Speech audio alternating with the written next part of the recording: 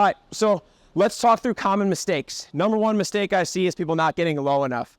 If you don't have the range of motion for your squat, if you have an injury or something like that, they will provide a bucket for you so you can sit and tap that bucket every single time. So make sure, if that's an issue for you, if you have a knee or something like that, make sure you talk to them.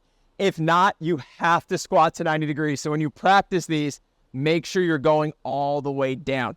The second mistake I see is people either being too far away or too close to the wall. And now if we're too far away, that's a longer point. Think of your geometry class, right? If I'm too far away from that wall, that's going to be a longer point than if I'm right here underneath it. So make sure you're at a good distance and practice different distances for you when you're doing your training. The third one I see is people missing the target. So they're going too shallow and then they're getting a no rep as well. Make sure you know what target you need to hit, because if your judge keeps going no rep, no rep, no rep, and you're hitting the lower target when you need to hit the higher target, you won't understand why.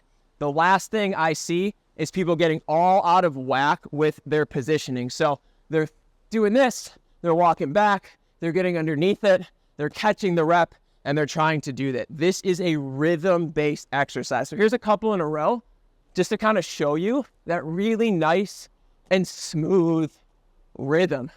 Now, if you lose rhythm, don't worry about it.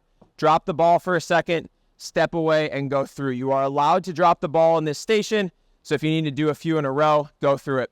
The last mistake I see is people being so exhausted that they pick that ball up and they only do one rep and then they got to pick it back up. This is work. This takes energy. We want to use the least amount of energy possible to get this done. So I'd rather you take 10, 15 seconds to know you can do 10 in a row before you pop back underneath that ball to dominate your wall balls.